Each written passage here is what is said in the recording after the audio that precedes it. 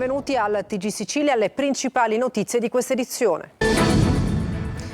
Palermo, decapitate le roccaforti di Cosa Nostra, spezzato il progetto di ripristinare la cupola. Tra i 181 arrestati giovani leve e vecchi boss, oltre 1200 militari impegnati nell'operazione. Anche una donna coinvolta nella strage di Capaci. A Caltanissetta, nel corso del processo sul depistaggio, deposizione fiume del pentito Pietro Riggio, ex poliziotto penitenziario vicino a Cosa Nostra. Omicidio in pieno centro a Ribera, in provincia di Agrigento. 33enne tunisino freddato a colpi di pistola, a pochi passi dal municipio. Sale la preoccupazione dei dipendenti della ST Macro Electronics di Catania per il futuro occupazionale. All'audizione all'ARS assenti i vertici dell'azienda e l'assessore regionale alle attività produttive Tamaio. Catania, a tappeto nord, 12 famiglie tornano a casa. I residenti rievocano la drammatica sera dell'esplosione. È stato come un terremoto. Torna il gas a Tappeto Sud e Sannullo. E poi il calcio, il Palermo presenta Audero, felice di essere qui. A Catania morale in crescita per la sfida con la Casertana. Toscano ancora alle prese con diverse assenze.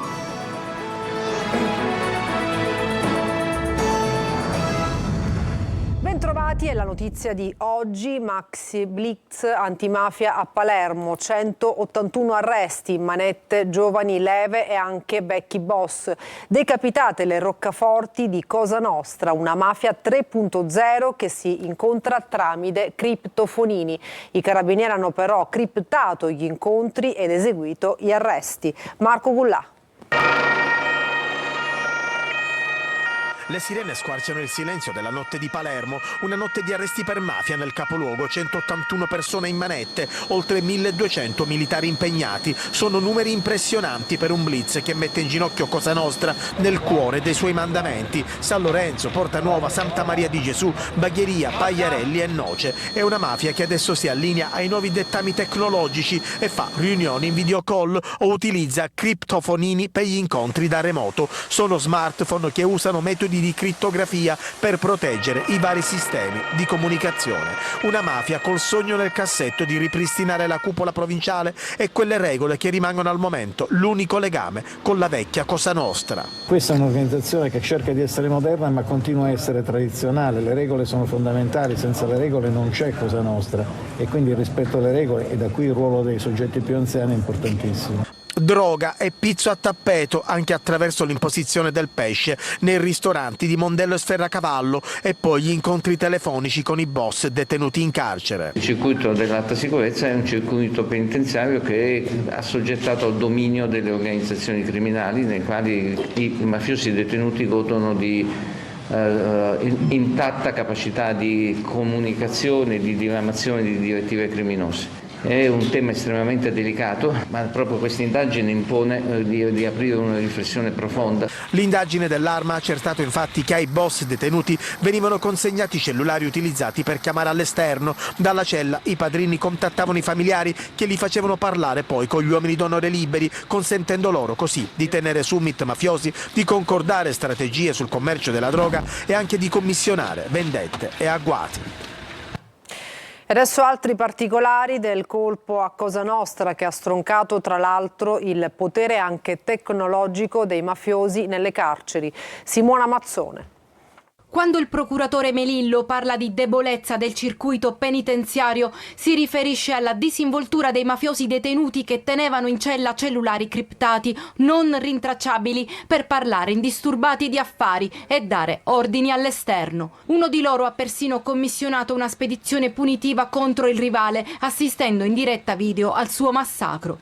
Capi mafia imparentati tra loro e giovani reclute da mettere al soldo. Il boss intercettato che suggerisce a una nuova leva di andare a scuola come faceva il padrino del film. Conoscerà i dottori, avvocati, quelli che comandano l'Italia, l'Europa, gli dice.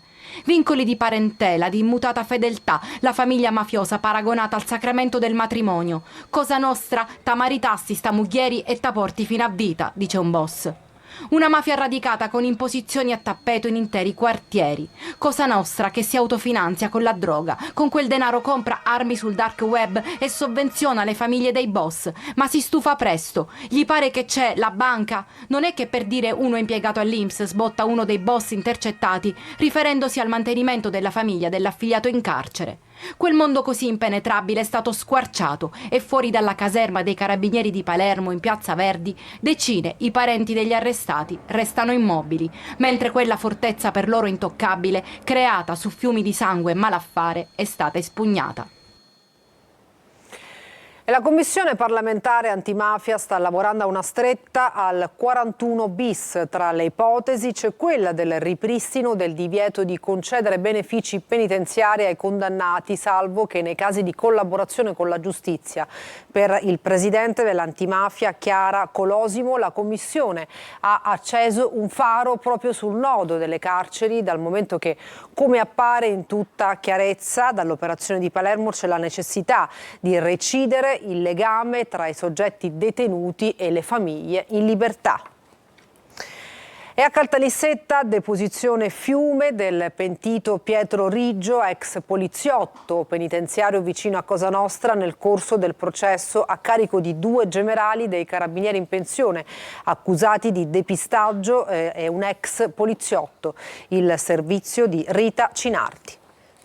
Una deposizione fiume, quella resa oggi dal pentito Pietro Riggio nel corso di un nuovo processo per depistaggio che si celebra a Caltanissetta a carico degli ex generali dei Carabinieri, oggi in pensione, Angiolo Pellegrini, storico collaboratore del giudice Giovanni Falcone, e Alberto Tersigni, entrambi per anni in forza alla DIA. Secondo la procura di Caltanissetta, rappresentata oggi in aula dal PM Pasquale Pacifico, i 2 ufficiali avrebbero ostacolato le indagini a riscontro proprio delle dichiarazioni del pentito Pietro Riggio, ex agente della polizia penitenziaria, poi arrestato con l'accusa di essere legato a clan mafiosi. Secondo l'accusa non avrebbero dato il giusto peso alle rivelazioni di Riggio, che avrebbero potuto portare alla cattura dell'allora latitante Bernardo Provenzano, e quelle relative a un progetto di attentato all'ex giudice del pool antimafia Leonardo Guarnotta. Alla sbarra anche l'ex poliziotto Giovanni Peluso, imputato di concorso esterno in associazione mafiosa, che secondo la procura avrebbe favorito la latitanza del boss corleonese. Riggio in udienza ha raccontato che i 2 ex ufficiali della DIA gli chiesero di infiltrarsi dentro Cosa Nostra per arrivare alla cattura di Provenzano. Si impegnò a fare da ponte con il boss mafioso Carmelo Barbieri, suo cugino acquisito, ma alla fine non fu data la giusta rilevanza alle sue dichiarazioni. Sempre Riggio ha raccontato di alcune rivelazioni di Peluso sulla strage di Capaci, come quelle relative alla partecipazione all'attentato di una donna appartenente ai servizi segreti libici. Omicidio in pieno centro a Ribera, in provincia di Agrigento. Un uomo di 30 anni, immigrato tunisino, ucciso a colpi di pistola a pochi passi dal municipio. Davide Sardo. Omicidio nel cuore di Ribera, in provincia di Agrigento. Un uomo di 30 anni, immigrato tunisino, è stato ucciso a colpi di pistola in via Buoni Amici, a pochi passi dal municipio e da Corso Umberto I. Secondo le prime ricostruzioni, la vittima si trovava davanti a un bar con alcuni connazionali quando un'auto bianca si è avvicinata. Dal finestrino sono partiti almeno 2 colpi che lo hanno raggiunto al petto. Soccorso dal 118 e trasportato all'ospedale Fratelli Parlapiano di Ribera, è morto poco dopo. Le forze dell'ordine monitorano da tempo la zona ritenuta un punto nevralgico per alcune attività illecite. Gli inquirenti ipotizzano un regolamento di conti, ma non escludono altre piste. Sul posto è intervenuto il magistrato di turno della Procura di Sciacca, che ha disposto il sequestro delle immagini delle telecamere di sorveglianza. In caserma vengono ascoltati testimoni per fare luce sulla vicenda. In tutta la città è già scattata la caccia all'uomo per risalire all'identità del sicario. Grave incidente sul lavoro in via Piave a Siracusa. Un operaio di 26 anni è precipitato dal cestello di un camion mentre era impegnato in alcune operazioni. Francesco Aloi. Forte botto, e ovviamente poi ho visto persone correre verso la persona che è caduta, e anche noi siamo andati appresso a loro. Un forte botto. Chi era presente ci racconta così l'impatto tra il furgone ed il braccio di questo mezzo in via Piave, nel rione Borgata a Siracusa. Su quel cestello c'era un 26enne, adesso in fin di vita, l'Umberto I. Si parlerebbe di morte cerebrale. È stato sbalzato sull'asfalto e le tracce di sangue e il casco a metri di distanza danno l'idea della gravità della situazione. Stava sostituendo un corpo illuminante quando questo furgone, per cause ancora da definire, avrebbe colpito il braccio del cestello. Era lui col telefono, anziché guidare e guardare la strada, era il telefono. Chi troviamo sul posto preferisce non farsi riprendere, soprattutto per chi ha visto, il dolore è troppo grande. Però qui tutti parlano di uso del cellulare alla guida. Vedere un ragazzo morire a 26 anni, non ce la faccio, mi dispiace. Però tutti dite che era col telefonino, la persona alla guida. Io non dico niente, io l'ho sentito questa cosa, però io non dico niente.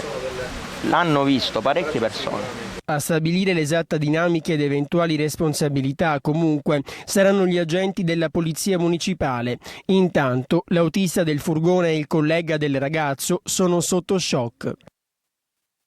Sale la preoccupazione dei dipendenti della ST Microelectronics di Catania per il futuro occupazionale. Oggi all'audizione all'ARS assenti i vertici dell'azienda. Giusy Lazzaro.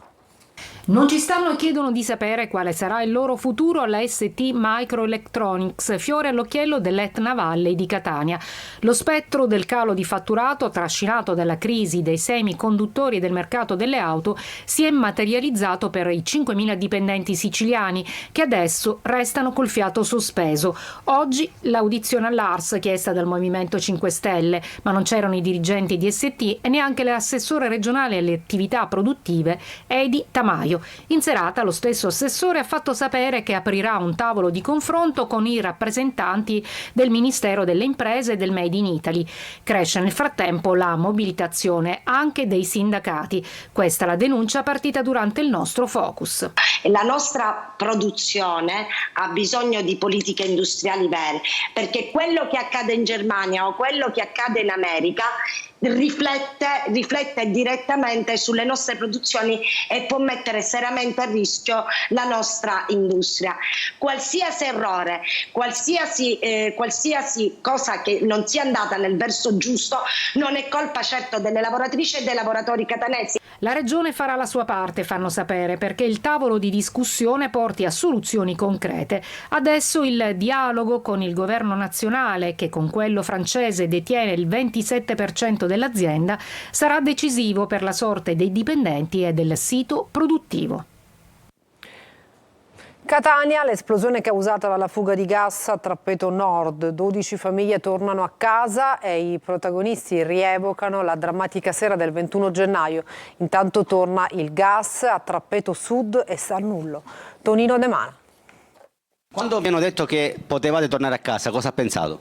Ma non lo so cosa abbiamo, la felicità è stata una felicità immensa, mi ha detto grazie a Dio, a Sant'Aito, Signore, a Maria, a tutti i santi del paradiso, veramente. Il sorriso di questa signora dice tutto. Dopo 21 giorni è arrivato il momento di tornare a casa. La grande paura per l'esplosione causata dalla fuga di gas che ha sventrato 2 palazzine in via Fratelli Gualandi è ormai alle spalle, ma nessuno dimenticherà la sera del 21 gennaio. Su tremore e poi subito il botto, ma il botto mi è sembrato una bomba che era da guerra. Mi sento sonnata perché non è che mi sento buona, perché sono malata magari, molto camminare. Si allentano le maglie della zona rossa, ormai ristrette alle abitazioni sotto sequestro e da vicino, oltrepassare le transenne, lo scenario è apocalittico. Marciapiedi e pavimenti saltati, verande squarciate, mobili e suppellettili sparsi dappertutto. Da queste parti tornare a casa equivale ad una nuova vita. Intanto prosegue il ripristino del gas a Trappeto Sud e Sannullo. In via delle Glorie e Tindari squadre specializzate tolgono i sigilli dai contatori e ripristinano il servizio. Entriamo anche noi ed assistiamo all'accensione dei fornelli. Ecco. E gas fu, possiamo dirlo. Finalmente dopo 3 settimane, una disorganizzazione, malinformazione, ce l'abbiamo fatta arrivare il gas a casa, accendere il riscaldamento, l'acqua calda e non andare più da parenti e amici a farsi una cavolo di doccia. Entro questa settimana il gas dovrebbe tornare anche a San Giovanni Galermo Alta e gli sfollati, la loro attesa per una collocazione continua, e diventa un caso per il Consiglio Comunale l'ipotesi dell'abitazione abusiva di via Goffredo Mameli. Tra imbarazzi e malumori è stato necessario richiedere il rinvio della seduta. La Guardia di Finanza di Trapani ha scoperto una truffa in danno del Servizio Sanitario Nazionale attuata da una farmacista e da una sua collaboratrice, Laura Spanò.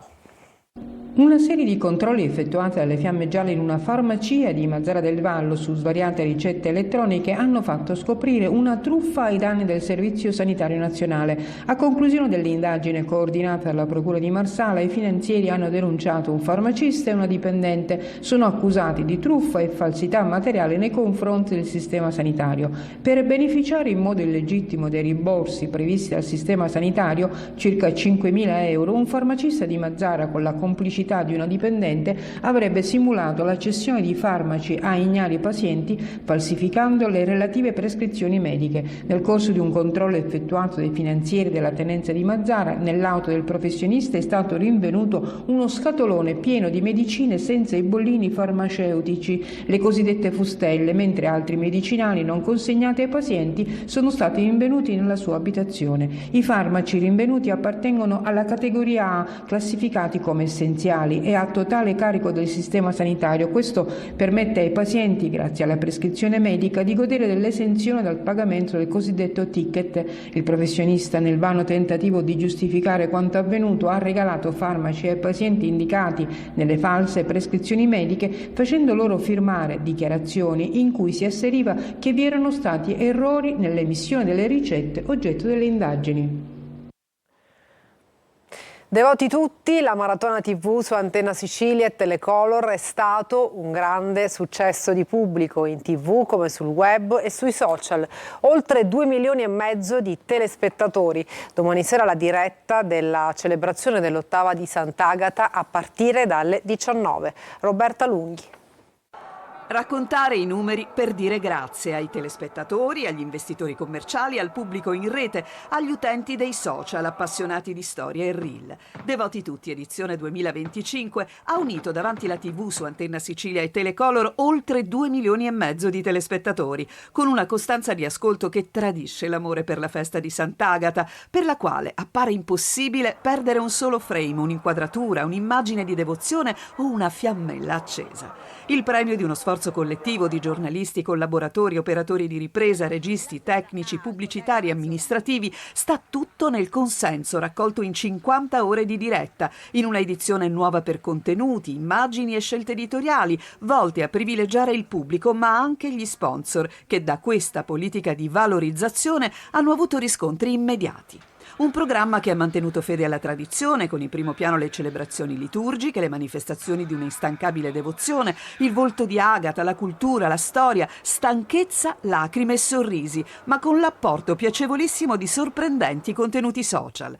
Il mondo del web poi è stato un viatico per diffondere Devoti tutti nel mondo. Oltre 500.000 le visualizzazioni sulla Sicilia Web, centinaia di migliaia di spettatori unici per il live in streaming su Antenna Sicilia e Telecolor, collegati ai paesi di tutti i continenti, con Belize, Indonesia, Cuba, Honduras e Mozambico tra i tanti.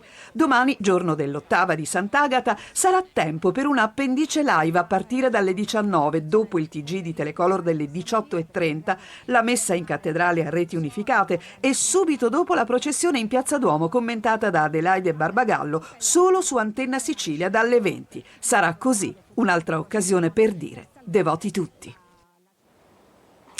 La Sicilia torna alla BIT di Milano, la borsa internazionale del turismo, con la Fondazione Federico II. Puntiamo a valorizzare il patrimonio artistico e culturale siciliano e investire sulla destagionalizzazione degli eventi, ha detto il presidente Galvagno. Il servizio di Orazio Longo.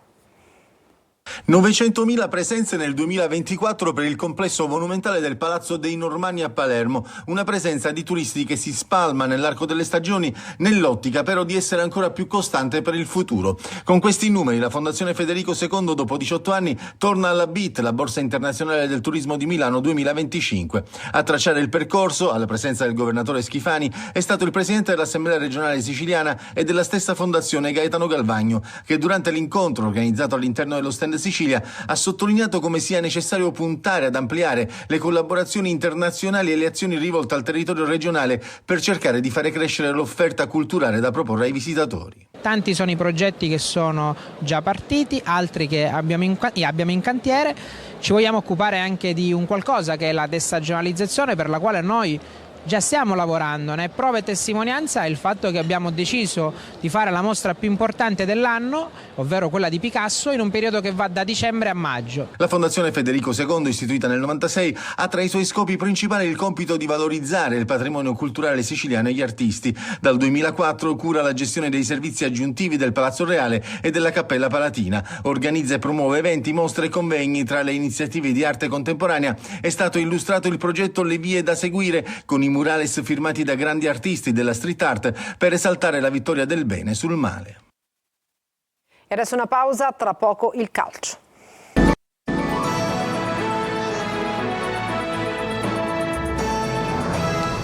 Bentornati al TG Sicilia, siamo al calcio, giorno di presentazioni in casa Palermo. Questa mattina le prime parole del rosanero del portiere Audero, che è tornato sul match pareggiato alla Spezia. Marco Gullà.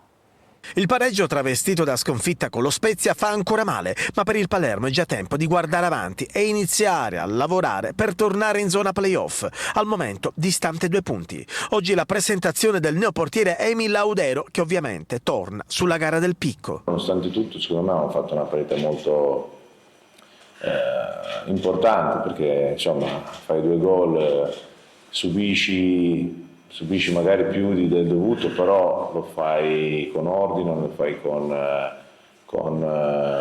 uno spirito giusto, insomma, no? Avevamo difeso bene per praticamente tutta la partita.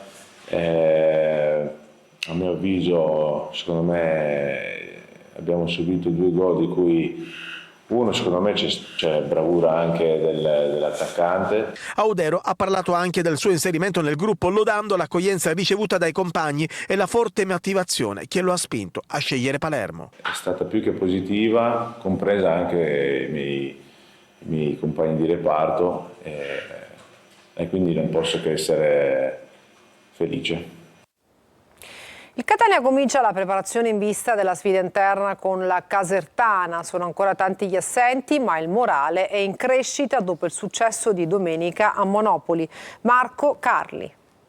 Una settimana diversa, probabilmente, anzi sicuramente la migliore di questo 2025 per il Catania. Resa serena dopo il successo in casa della capolista, non inquinata, fra virgolette, dal mercato. Il gruppo è questo, assenze e infortuni compresi, e si fa di necessità virtù. Non sempre un male quando si riesce a mettere in campo determinazione e coesione. Uno sguardo alla classifica per una corsa playoff che vede il Catania ovviamente rilanciato dopo Monopoli, e uno all'infermeria, da cui potrebbero non arrivare novità significative. Si monitorano le condizioni di Lunetta. Per gli altri probabilmente servirà tempo. In settimana ci saranno indicazioni ulteriori. Quaini e Frisena rientrano dalle squalifiche e riducono il numero degli assenti, ben 10 a Monopoli. Intanto alcuni loro compagni fanno passi avanti decisi nella condizione psicologica, fattore determinante nello sport. Sono i protagonisti di Monopoli. Corallo, che ha dimostrato ancora una volta come il lavoro sul settore giovanile, se ben fatto, sia determinante. Ierardi, di cui si erano perse le tracce, era diventato anche uno dei potenziali ceduti nel mese di gennaio.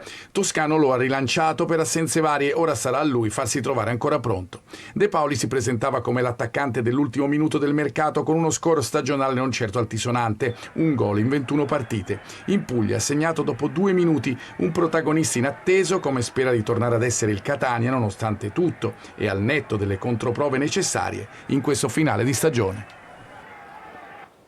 E per stasera è tutto, grazie per averci seguito e buona serata.